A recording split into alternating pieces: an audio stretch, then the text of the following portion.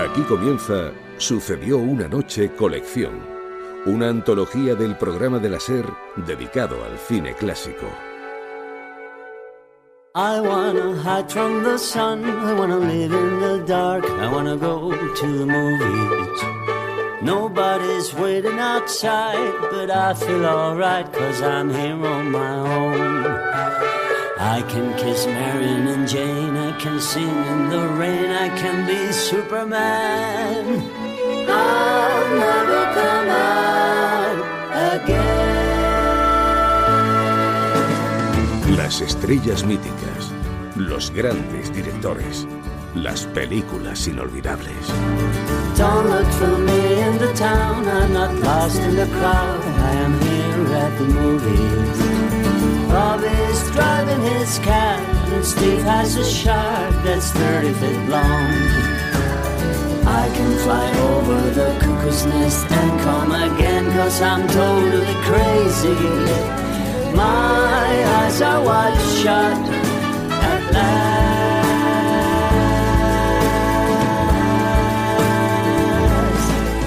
Dirige y presenta Antonio Martínez. Saludos a todos y bienvenidos a Sucedió una noche colección. En el programa de hoy vamos a recordar a uno de los grandes galanes del cine americano. Pero para mí, ¿sabes?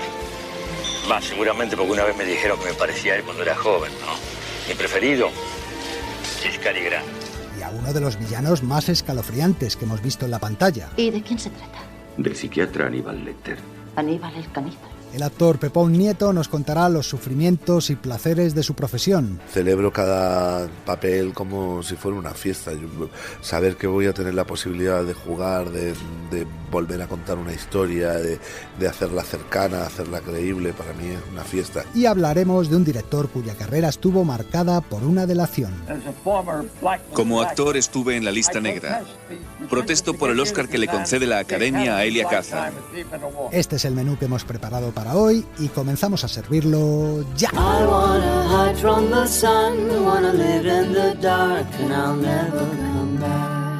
El espectáculo está a punto de comenzar, pero no se alarmen ustedes, no les cobraremos la entrada.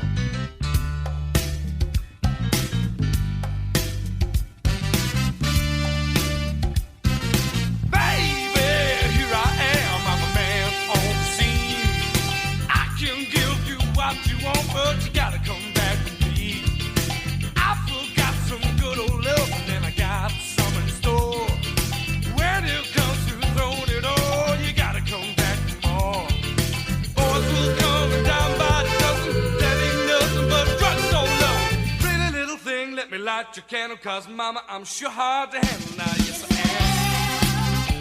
Oh, yeah. Action speaks louder than words, and I'm a man with great experience. Oh, yeah. I know you got you another man, but I can love you better than him. Yes, take my hand, don't be afraid, I wanna prove every word I say. I'm advertising enough for free, so won't you place your ad with me? Boys will come down by the let me light your candle, 'cause mama, I'm sure hard to handle now, yes I am. Hemos arrancado con esta versión del Hard to Handle que Andrew Strong cantaba en la película Los Commitments. Como siempre, entre reportaje y reportaje, escucharemos algunas canciones de cine. Pero ya tenemos listo el primer reportaje del programa de hoy. En él recordamos a un auténtico mito del cine. Los siguientes minutos están dedicados a Cary Grant.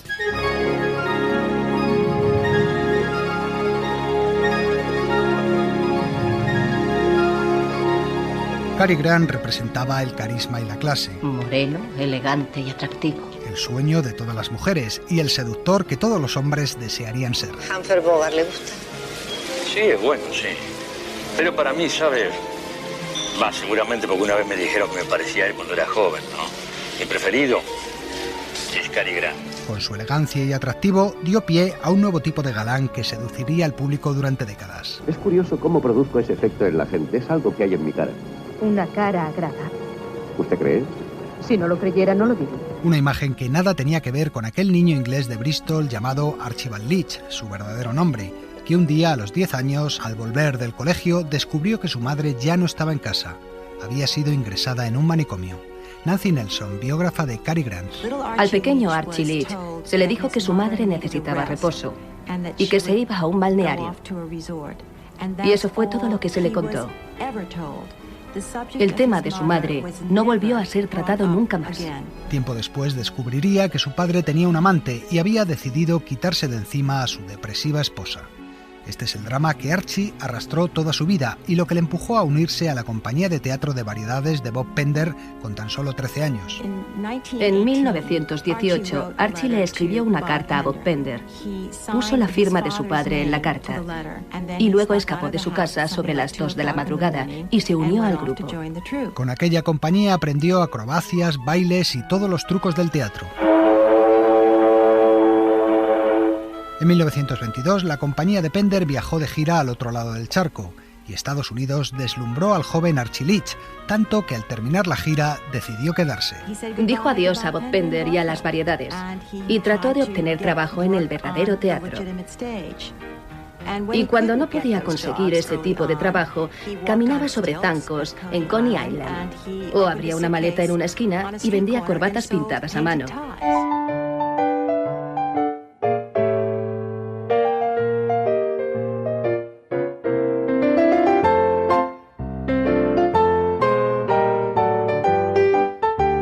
Con su buena planta, el chico consiguió salir adelante entre las fieras de Broadway.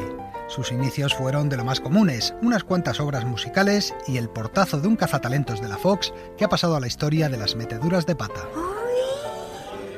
¿Qué opina, jefe, de este? Es que no la has visto tú misma. ¿Qué? Mira, es inglés, tiene las piernas torcidas y el cuello demasiado gordo, no nos sirve. Archie Leach pasa a ser Cary Grant.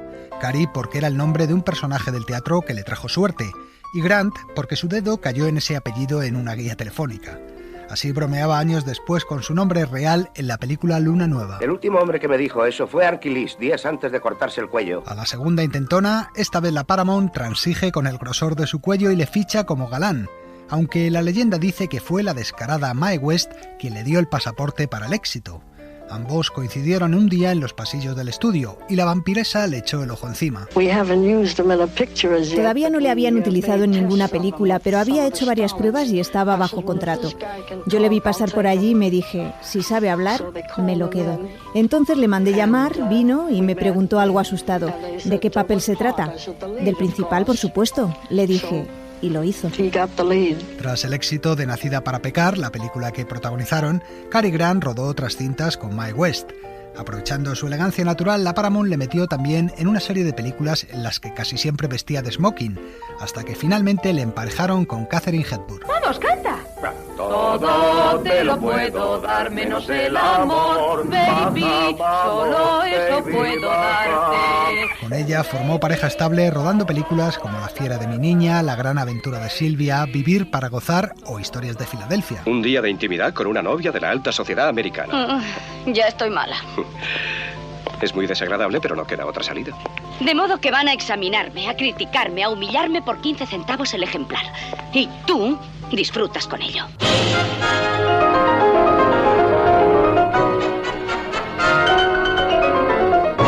Cary Grant se había convertido en el rey de la alta comedia, pero sentía que se estaba encasillando en el género. ¿Cómo es posible que le ocurran todos estos disparates a una misma persona? Se convirtió entonces en su propio agente y gracias a eso pudo elegir sus propios proyectos y acceder a papeles de todo tipo. Peter Bogdanovich. Cary Grant fue probablemente el primer gran actor de películas sonoras que no trabajaba bajo contrato, y eso era inusual, en especial para un actor que todavía no era una gran estrella. Grant siguió rodando comedias como La pícara puritana o Arsénico por compasión. Hay un cadáver en el arcón que hay bajo la ventana. Sí, querido, ya lo sabemos, sí. ¿Qué lo sabéis? De sobra, sí. ¿Queréis decirme cómo murió? Ese caballero murió porque bebió un vaso de vino que tenía veneno. Pero ¿y cómo tenía veneno en el vaso? Pues se lo pusimos en el vino porque se nota menos. En el té tiene un sabor muy especial. Pero también películas de aventuras como Gungadin, bélicas como Solo los ángeles tienen alas, dramas como Serenata nostálgica o películas de intriga como Encadenados de Hitchcock, donde con Ingrid Bergman batió el récord de la escena de beso más larga de la historia del cine. 2 minutos y medio repartidos en 16 pequeños y amorosos ósculos. Me encanta. ¿Y a ti? Si nos vamos a quedar, voy a llamar al hotel para ver si hay algún recado.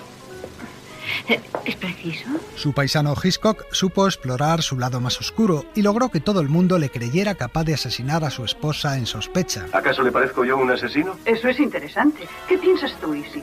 Easy puede decir viendo el rostro de una persona si es capaz de cometer un crimen. El genio del suspense volvería a contar con él en otras películas como Atrapa a un ladrón o la trepidante Con la muerte en los talones. Ignoro qué forma sutil de homicidio casual es la siguiente en el programa.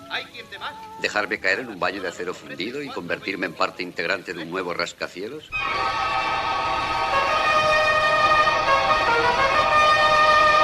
En la pantalla sedujo y conquistó a las más bellas actrices de Hollywood. Ingrid Bergman, Grace Kelly, Audrey Hepburn, Deborah Kerr, incluso a una joven Marilyn Monroe en Me siento rejuvenecer. ¿Es este su coche? Claro. Oiga, es algo serio. Casi tanto como usted. ¿Tiene el motor en marcha? ¿El suyo? Tarda un poco en ponerse a punto. También yo. Usted cuide de no caerse y yo cuidaré del resto. Todas las mujeres coincidían en que Grant tenía un encanto único y sin embargo en la vida real fracasó en el terreno sentimental. ¿Qué pasó con los 2 primeros matrimonios? Mis esposas se divorciaron de mí. No a 2, sino a 4 divorcios se enfrentó a lo largo de su vida. Tuvo montones de aventuras con actrices como Ginger Rogers o Mary Bryan, aunque también le atribuyeron sin fundamento una relación gay con el actor Randolph Scott. Uno de sus romances más sonados fue el que mantuvo con Sofía Loren en España durante el rodaje de Orgullo y Pasión, una historia de amor protegida por el secreto del sumario, ya que la italiana se negó siempre a confirmarlo. ¿Compartirlo con ustedes? ¿Cómo puedo compartir con ustedes, con esta multitud, lo que hubo entre Cary Grant y yo? Es imposible. Pero más allá de sus problemas amorosos, Grant escondía una personalidad atormentada por la eterna sombra de la madre desaparecida, las acusaciones de ser un marido posesivo con sus esposas y los peculiares tratamientos a los que se sometió durante años para superar sus traumas. Lo último que podía imaginarme es que se metiera en esa locura de los estados de alteración de conciencia. El actor aceptó someterse voluntariamente a más de 600 administraciones de LSD, en presencia de varios psiquiatras, y su eufórico testimonio en defensa del ácido fue publicado en una revista científica. El LSD es una droga que derriba todas las inhibiciones, sean de tipo anal, sexual o de cualquier otro tipo. Recuerdo, por ejemplo, una sesión en que me vi a mí mismo convertido en un pene gigante que despegaba de la Tierra como una nave espacial. Recuerdo navegar por mares plagados de horrendas visiones que de repente se apaciguaban y daban paso a serenas imágenes de gran hermosura. Los años inevitablemente fueron pasando. Estaba pensando que el ser humano es muy especial. ¿Qué le pasa al ser humano? Pues que lo quiera o no lo quiera, envejece. Profundísima observación. Su pelo moreno se volvió cano, pero Cary Grant no seducía tanto por su físico como por sus maneras, y eso le permitió seguir haciendo de galán maduro en películas como Tú y yo, Indiscreta o Charada, donde hizo cambiar el guión para que fuera Audrey Hepburn quien le perseguía a él y no al revés. Peter Bogdanovich otra vez. Estaba preocupado porque la gente pudiera llegar a verlo como un viejo verde, y el público seguía deseando verlo con mujeres jóvenes, y eso le preocupaba. En 1966, con 62 años, fue padre de su única hija, Jennifer, y tomó la decisión de retirarse de las pantallas para dedicarse a ella en cuerpo y alma. Quería dedicarle a ella tanto tiempo como fuera posible, y eso era lo que me repetía continuamente, que ¿a quién le importan las películas? Tengo una hija. En total habían sido 72 películas, 2 nominaciones al mejor actor y un Oscar a la carrera que Hollywood le dio con remordimientos en 1970 para enmendar su ingratitud. Un Oscar que en principio el actor no quería aceptar. Fue su amigo Gregory Peck el que acabó convenciéndole. Cary jugó con ellos al gato y al ratón durante casi 6 meses. Era algo así como: no sé cómo hacer un discurso, de ninguna manera puedo darlo. Yo fui el encargado de llamarle y tratar de engatusarlo. Lo perseguí y poco a poco empecé a convencerlo hasta que por fin aceptó la responsabilidad. En su discurso de agradecimiento, Cary Grant tuvo un recuerdo para los directores que más habían confiado en él. Saben, no puedo hacer esto sin recordar la paciencia de los directores que fueron tan amables conmigo, tanto como para contar con mi persona más de una vez, algunos incluso 3 o 4 veces. Directores como Howard Hawks, Hitchcock, Ridley McKay, George Stevens, George Cukor y Stanley Donen. El resto de su vida la pasó retirado, dedicado a sus negocios y a dar conferencias. Oiga, ¿no cree que estoy engordando? ¿Qué? Me encuentro pesado. En absoluto. Aún conservaba su elegante planta y su atractivo aplastante cuando el 29 de noviembre de 1986 falleció de un infarto al corazón. Tenía 82 años y su quinta mujer estaba a su lado. Desde entonces, por mucho que algunos lo hayan intentado, no ha surgido nadie que pueda hacer sombra a su imagen de galán, elegante e ingenioso. Un tipo realmente envidiable. Como decía su amigo Gregory Peck, vivió una vida llena de altibajos, de éxitos, reconocimientos y adoración. No se perdió mucho.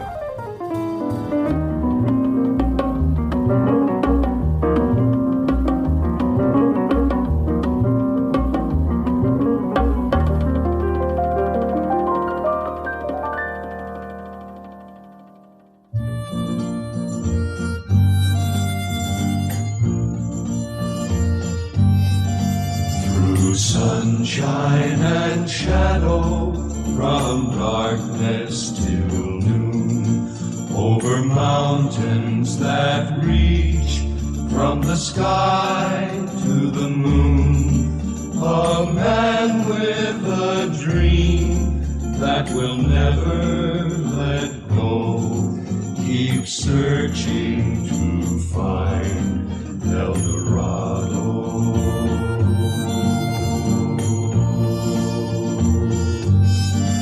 So ride, boldly ride, to the end of the rainbow. Ride, boldly ride, till you find El Dorado.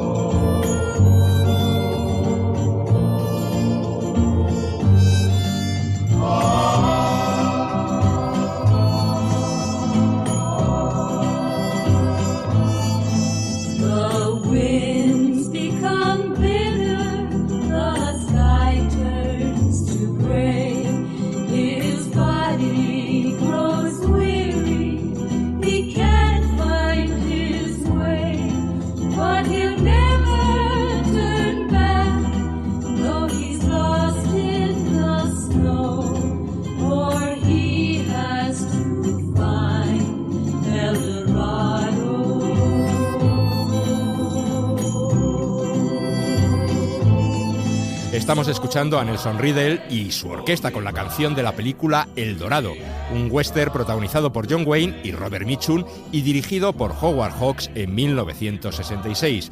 Y ahora vamos a ir de charleta, la que todas las semanas en nuestro programa montamos con actores, directores y otros personajes del cine y la cultura en una sección que titulamos El cine de su vida. Hoy recuperamos la que tuvimos hace algún tiempo con el actor Pepón Nieto, cuando acababa de estrenar Perfectos Desconocidos, la película de Alex de la Iglesia.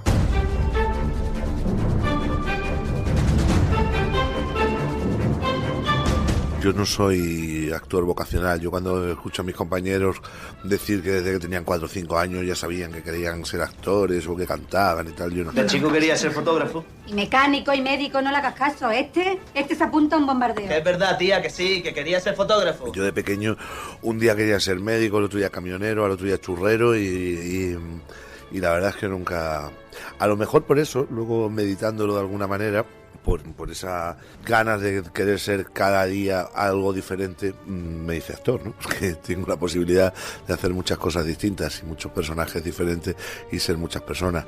Yo soy de pueblo y en mi pueblo había un cine que se llamaba Lope de Mena y entonces ponían las sesiones dobles. ¿Alguno de vosotros va el sábado a ver la película de terror? Sí, aún la he hecho. Los sábados nos metían en el cine a ver la sesión doble y los domingos íbamos a ver la matinal por la mañana. ¿Qué le has llevado a ver? Bichos gigantescos. La película no daba mucho miedo, pero el próximo estreno será estupendo. Bueno, esas cosas no existen. Ah, ¿no?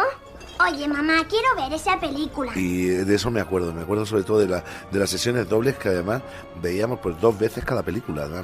Íbamos al cine, nos metía mi madre por la tarde y nos sacaba por la noche y habíamos visto 4.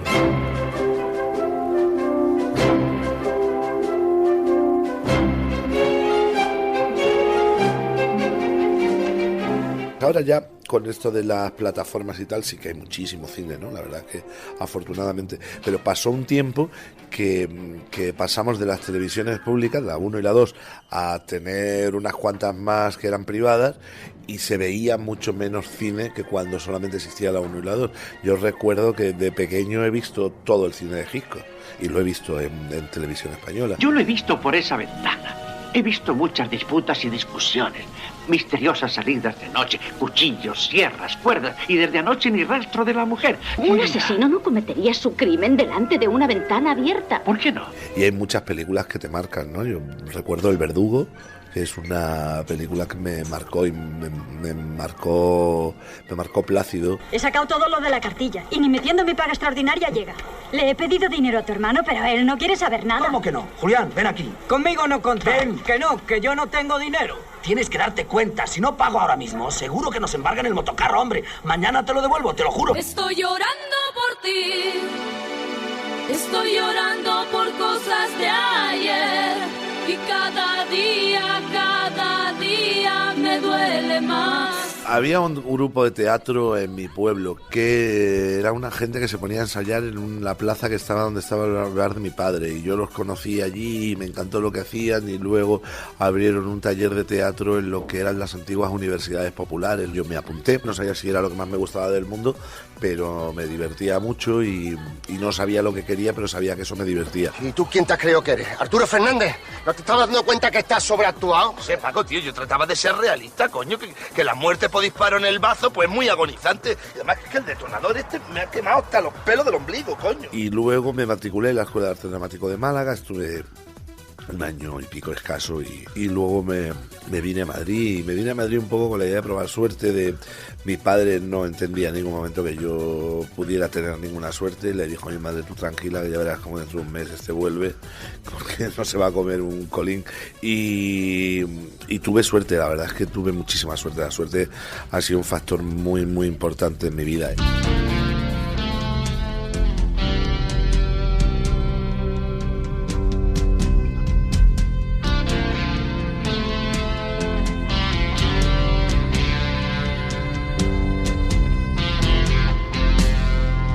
Apareció Paco Pino, que fue el primer director de casting que hubo en este país, porque no existía la figura de director de casting, y Paco Pino ha desaparecido ya.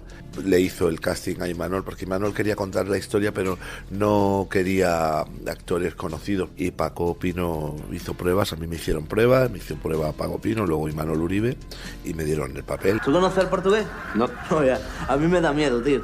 Dicen que fue mercenario en Angola. Sus manos y sus pies son armas mortales. Y no vea cómo maneja el bardeo. Se lo pasa de mano, pero rápido, ¿no, tío? Y cuando menos te lo esperas, te raja. De esa película somos Carmelo Gómez, que ya había hecho algo, pero de ahí creo que fue la de las primeras que hizo Javier Bardem, la primera que hizo Candela Peña, Ruth Gabriel, la primera película que hice yo, esta también Carra Lejalde, que también había hecho muy poquito. La verdad es que bueno, pues que somos de una generación que nos dimos a conocer con esa peli. Yo pensaba que iba a hacer una película porque casualmente el personaje tenía un físico que se aproximaba al mío y que le podía caber mi participación en la película, pero no pensaba que me iba a dedicar al cine o a la televisión ni nada de eso, que iba a seguir haciendo teatro, que es lo que yo hacía, y además trabajaba en el Español, en la Compañía Nacional de Teatro Clásico y tal, que se me iba más o menos bien, pero luego me fueron saliendo una cosa detrás de otra y fui trabajando.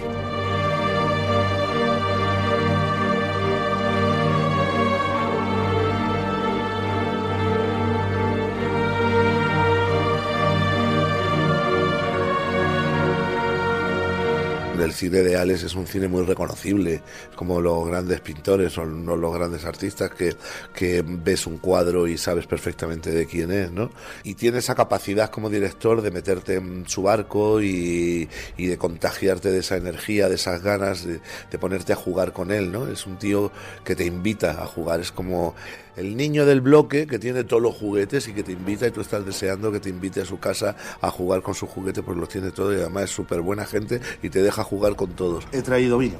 ¿Biodinámico? No, Marqués de Vargas, reserva. Esta sí. O sea, que Lucía al final no viene. Pero tú eres tonto, ¿no te he dicho que está fatal? Vaya, con las ganas que teníamos de conocerla. Sí, también tenía muchas ganas de conoceros a vosotros, pero no es plan de ir contagiando a todo el mundo. ¿Puedo entrar o me tengo que ir? Pasa, anda, pasa. ¿Qué es lo que más me sigue apasionando? Pues jugar. Celebro cada papel como si fuera una fiesta. Saber que voy a tener la posibilidad de jugar, de volver a contar una historia, de hacerla cercana, hacerla creíble, para mí es una fiesta. Y lo que menos me sigue gustando es esta, no voy a llamar precariedad, porque con los tiempos que corren pues estamos todos en las mismas, pero sí esta cosa como de estar toda la vida buscándote la vida. Toda la vida esperando a que suene el teléfono, esperando a que llamen, esperando a que... Pues hay una cosa ahí como que no te relajas, ¿no? Que dices, joder, tendré 70 años y seguiré las mismas. Pues probablemente sí. Lo que hay que hacer es asumirlo.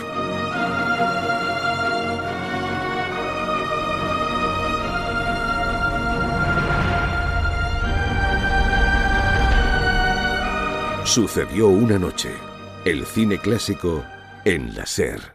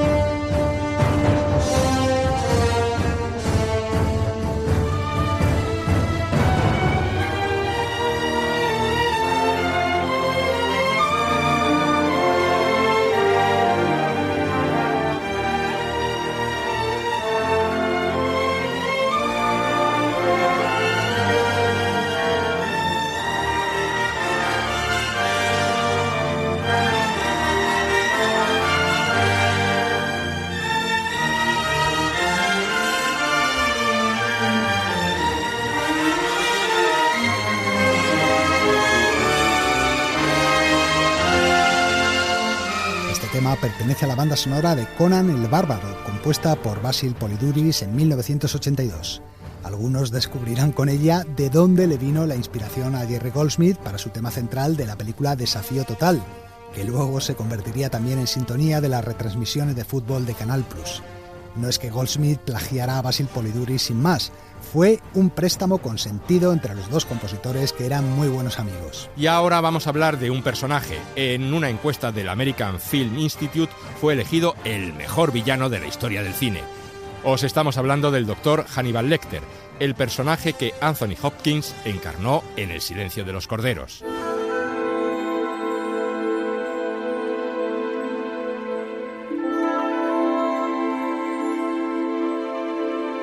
Buenos días. Doctor Lecter, me llamo Clarice Starling. ¿Puedo hablar con usted? Desde que le vimos por primera vez detrás del cristal de su celda de seguridad en el manicomio de Baltimore, no hemos podido olvidarle. Simplemente piensa en él. Unos 30 segundos todos los días. Es inevitable. Siempre va conmigo. Su pulcritud, su erudición, su dominio de la mente y su apabullante clase nos dejaron impresionados al instante, más allá de sus curiosas aficiones. Uno del censo intentó hacerme una encuesta. Me comí su hígado, acompañado de habas y un buen Chianti.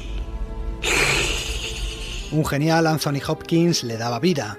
Lo que quizá algunos no sepan es que, antes que en El silencio de los corderos, el personaje de Hannibal Lecter ya había aparecido en una película del año 1986 que dirigió Michael Mann y que se titulaba Hunter. Tú sabes algo de él, no lo suficiente. Mañana iré a ver a Lecter. ¿Para qué? Para recordar el perfil. En aquella ocasión, Hannibal estaba interpretado por Brian Cox y era un personaje secundario que solo salía en un par de escenas. Hunter tenía un argumento muy parecido al silencio de los corderos. El detective que en su día encarceló a Lecter le pedía consejo para atrapar a otro asesino en serie. Es sobre lo de Atlanta y Birmingham. ¿Ha leído sobre ello?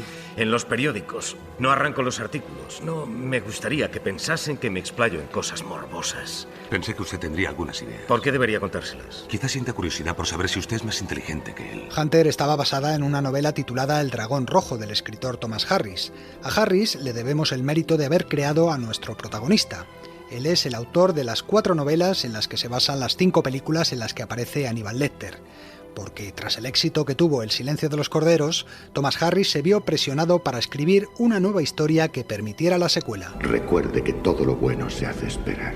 Tardó varios años en hacerlo, pero finalmente en 2001 se estrenó Hannibal, dirigida por Ridley Scott y con Anthony Hopkins de nuevo en la piel del doctor. Me he mantenido en estado de hibernación durante un tiempo. Un poco inactivo, pero ahora he vuelto a casa y en plena forma. Jodie Foster, en cambio, no quiso participar en la secuela, y a Clarice Starling le dio vida esta vez Julianne Moore. Con el renacer de la fiebre por Aníbal el caníbal, al año siguiente, en 2002, se volvió a rodar un remake de Hunter, la primera aventura del personaje, que esta vez se tituló como el libro, El dragón rojo, y en la que el psicópata al que ayudaba a detener el doctor estaba interpretado por Ralph Fiennes. Yo soy el dragón y usted me llama loco. Ha contemplado una gran transformación y no se da cuenta de nada. Es tan solo un insecto, aún incompleto. Solo hay una cosa que haga bien por naturaleza. Sabe que ante mí su obligación es temblar. Finalmente, en 2007 llegaría Hannibal, El origen del mal, una película francesa que pasó sin pena ni gloria por las carteleras y en la que se nos contaba la infancia y juventud del personaje. Entérate, esta ya no es la casa de tu padre. Se ha convertido en el orfanato del pueblo y tú solo eres un huérfano más. Como decimos, son 5 las películas en las que aparece Hannibal Lecter, suficientes para trazar un retrato radiofónico de nuestro psicópata favorito. ¿Qué aspecto tiene? ¿Cómo es su celda? ¿Si dibuja o hace apuntes? Y si es así, ¿qué es lo que dibuja? Quiero un informe en mi mesa el miércoles a las 8 en punto. Pues a la orden, jefe Crawford.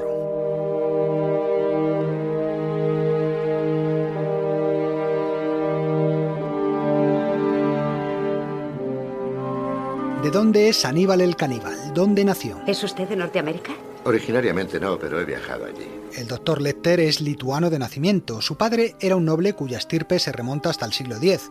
Su madre también era de familia aristocrática, pero de origen italiano. De ahí que tenga una especial fijación con Italia, y especialmente con Florencia. Ese es el Duomo visto desde el Belvedere. ¿Conoce usted Florencia? Durante la Segunda Guerra Mundial, su casa fue bombardeada por los alemanes y sus padres murieron.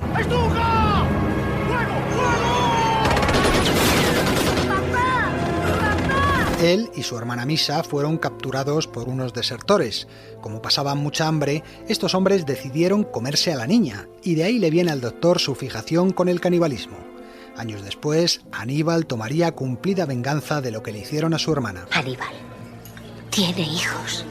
Lleva la pulsera de mi hermana. El episodio de la hermana sucedió en 1944. Lecter tenía entonces 6 años. Por lo tanto, cuando se estrenó El silencio de los corderos, el doctor tenía 53 años.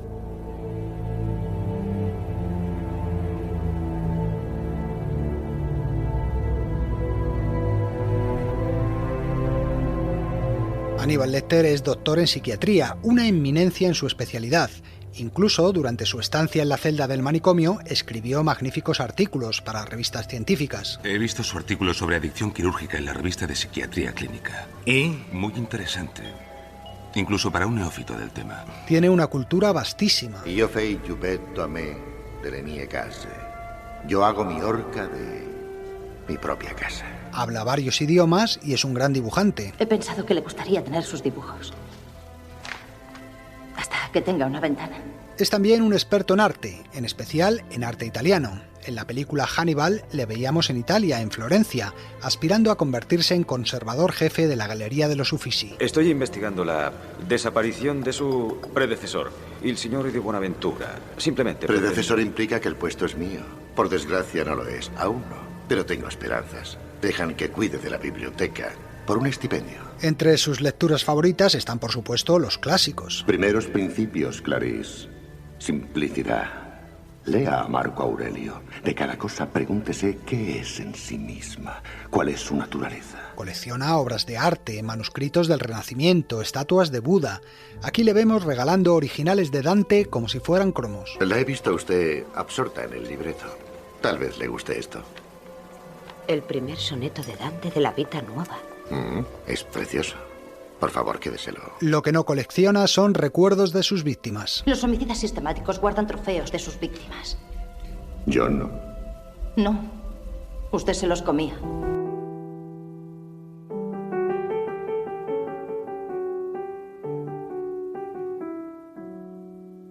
La música clásica es otra de sus grandes aficiones, en especial la de Bach, como estas variaciones Goldberg que él mismo interpreta con gran maestría en Hannibal. Por eso no soporta a los malos músicos. ¿No te intriga por qué se come a sus víctimas? ¿Y eso qué más da? Así exterioriza su desprecio por los que le exasperan. En el caso del flautista Benjamin Raspal, lo hizo para mejorar el sonido de la Orquesta Filarmónica de Baltimore. Otra cosa que no tolera es la mala educación. Una vez me dijo que cuando era factible prefería comerse a alguien grosero. Groseros silvestres los llamaba. Hannibal Lecter es un hombre elegante también en el vestir. ¿Sabe qué aspecto tiene con ese bolso bueno y esos zapatos baratos? Tiene aspecto de hortera. Se fija mucho en la ropa que llevan los demás. Otra cosa más, senadora. Me encanta su abrigo. Y tiene un olfato prodigioso. Usted usa crema hidratante bien.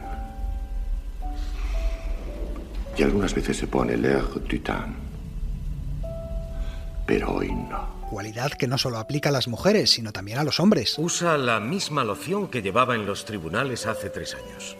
Me la regalan todas las navidades. Llegamos ahora a un punto un tanto peculiar, su relación con la comida. Seguro que tu madre te dice, al igual que me lo decía a mí la mía, es importante, hijo mío, probar siempre cosas nuevas.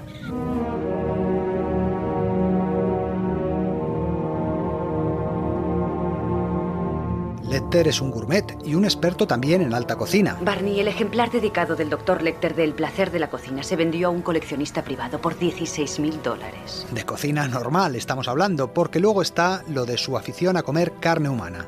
Algo a lo que obligaba también a hacer a Ray Liotta en la película Hannibal. El cerebro en sí no siente dolor alguno si eso le preocupa. Por ejemplo, Paul no echará en falta este pedacito de aquí, que es la parte del lóbulo prefrontal donde se dice que residen los modales. El doctor le abría el cráneo y, estando aún vivo, le daba a probar un trozo de sus propios sesos. Huele muy bien. Sí. Pruébelo. Y es que, a pesar de este retrato tan elogioso de sus virtudes, no debemos olvidar lo que en realidad es Hannibal Lecter. Es un monstruo. Es muy difícil capturar a uno vivo. Desde el punto de vista científico, Lecter es nuestra pieza más valiosa. Eso sí, un monstruo tan especial y asombroso que no hay palabras para describirle. ¿Qué dicen los psicólogos sobre el problema de Lecter? Dicen que es un psicópata. No saben qué más decir. Entre tanta perfección solo hemos encontrado una pequeña sombra, relativa además a otra de las cualidades de las que presume el doctor. ¿Tantos detalles solo de memoria? La memoria, agente Starling, es lo que tengo en vez de una bonita vista. La memoria, en efecto. Si recordáis, en El silencio de los corderos se decía que el padre de Clarice Starling había sido policía. Era policía de un pueblo y una noche sorprendió a 2 ladrones robando en una tienda. Lo mataron. Pues 10 años después, en la película Hannibal, el doctor Lecter decía esto. En nuestras conversaciones en la mazmorra me dio la impresión de que su padre, el vigilante nocturno fallecido, tenía mucho peso en su escala de valores. De policía a vigilante nocturno, menuda degradación. ¿Será una ironía o es que de tanto comer carne humana al caníbal se le acabaron reblandeciendo algunas neuronas? Sea como sea, es solo una pequeña pincelada mal dada en el retrato de este personaje tan fascinante que inevitablemente ha llegado a su fin. Su trabajo es confeccionar mi final, así que no estoy seguro de si debo desearle suerte, pero sí que nos divertiremos mucho. A más ver. H.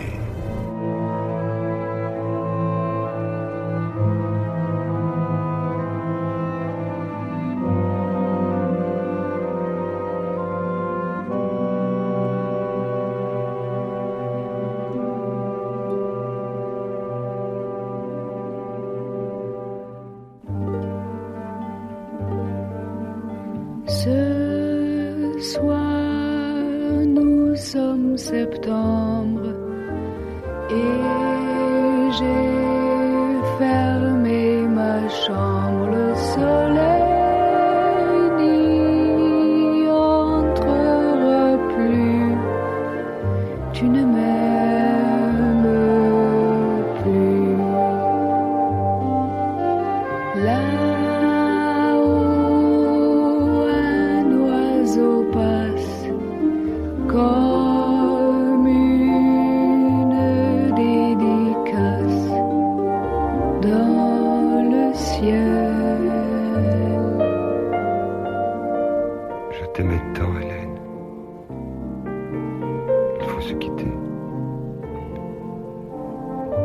les avions partiront sans nous.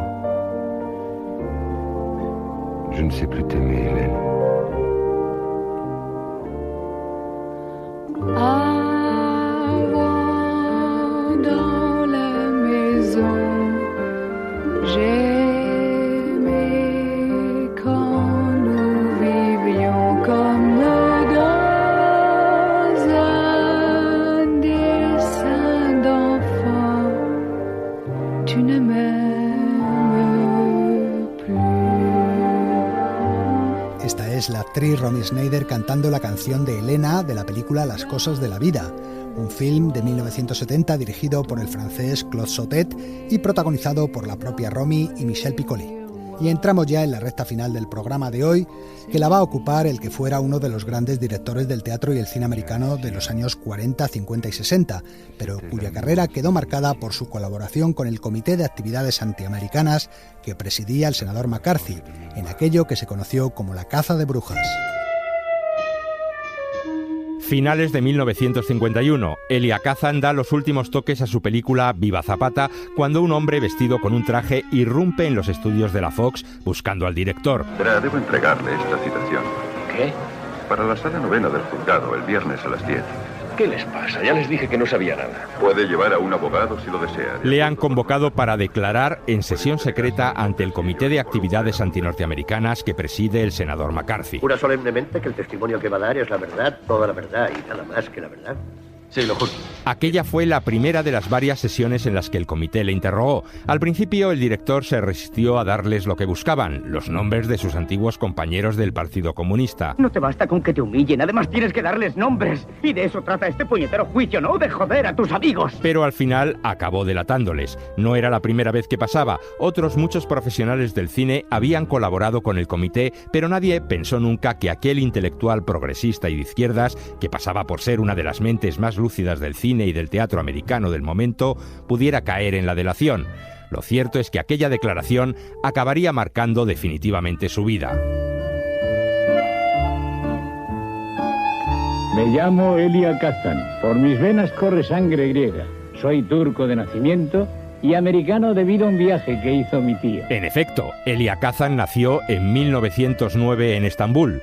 Al niño se le puso el nombre del abuelo paterno, Elías, pero siempre se le llamó sin la S, simplemente Elia. Su apellido con los años también se acortó.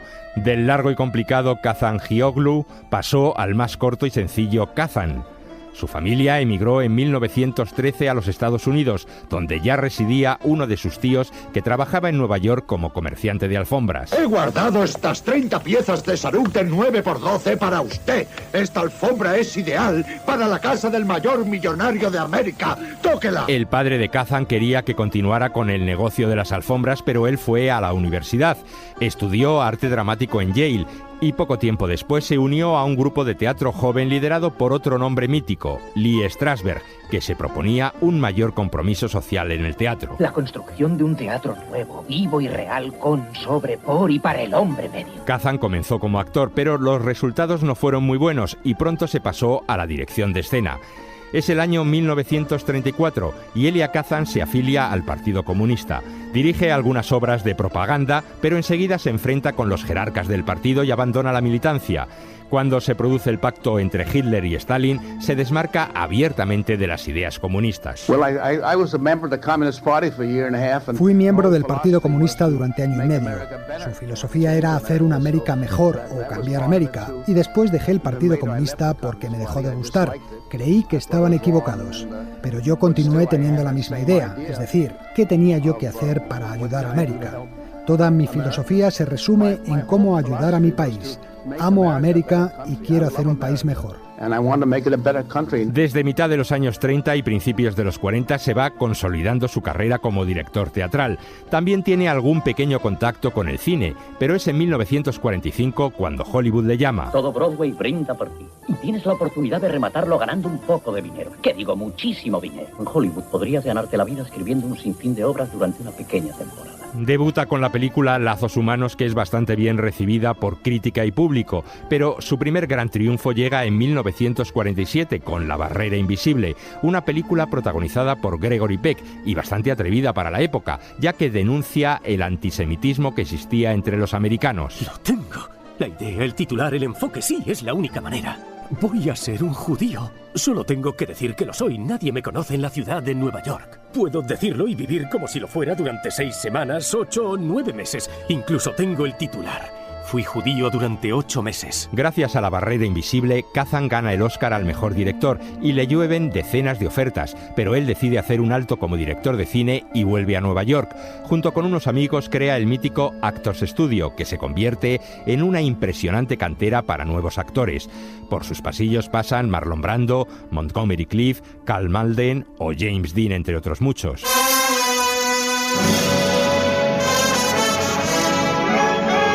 En 1947 estrena en Broadway el montaje teatral de Un tranvía llamado Deseo de Tennessee Williams.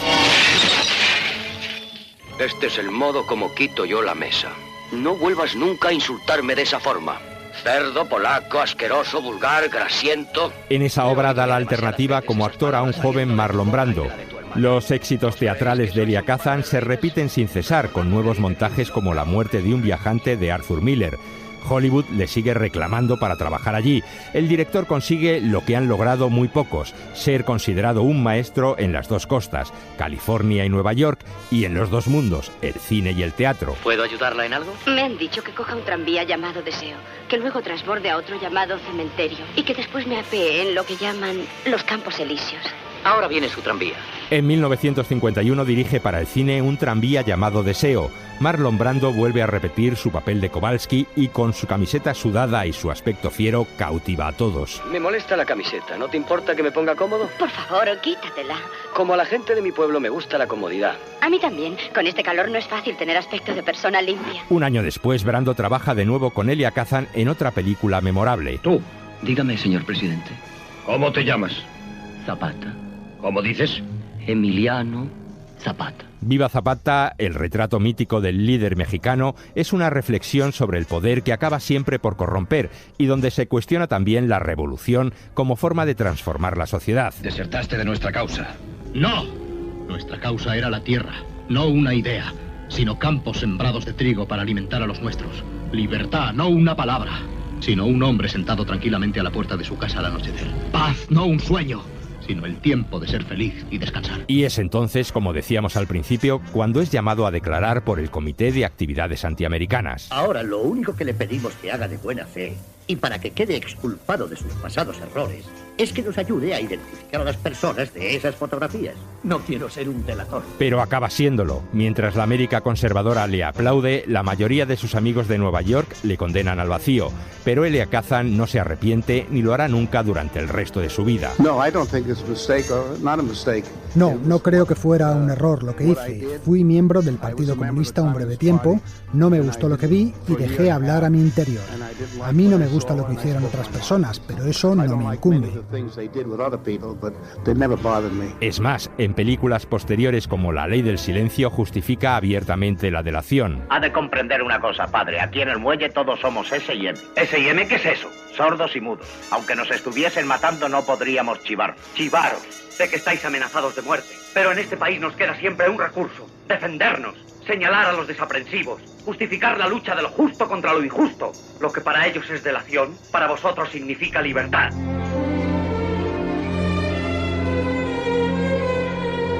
Aquel hecho, como contábamos, marcó su vida. Aunque ya nada puede devolver la hora del esplendor en la hierba, de la gloria en las flores, no hay que afligirse, porque la belleza siempre subsiste en el recuerdo. El director continuó dirigiendo películas como Esplendor en la hierba, Al este del Edén, Baby Doll, Río salvaje o Un rostro entre la multitud. Películas todas notables, algunas de ellas verdaderas obras maestras y en las que Kazan destaca siempre en la dirección de actores.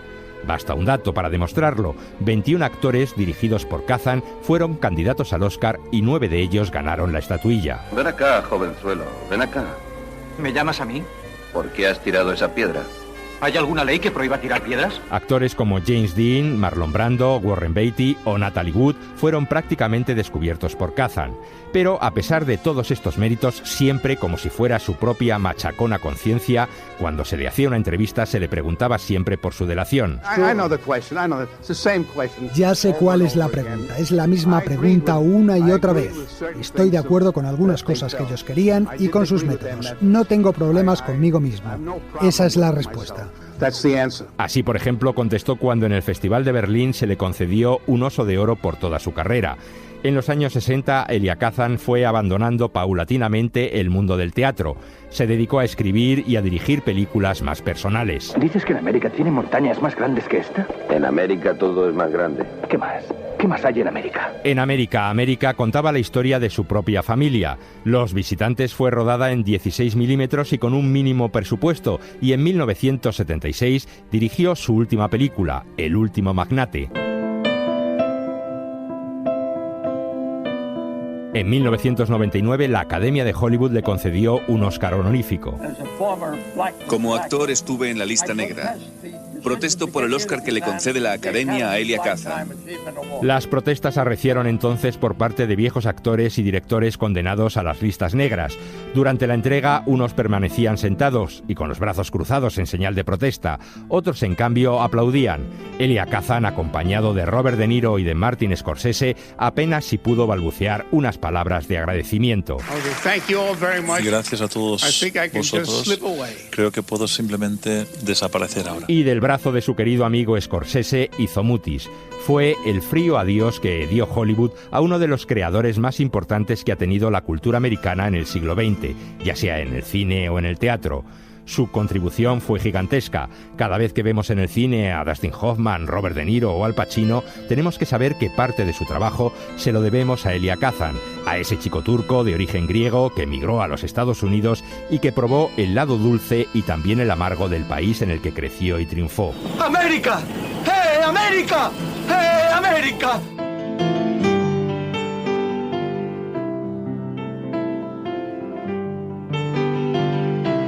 Sucedió una noche, un programa de la cadena SER y el canal de televisión TFM.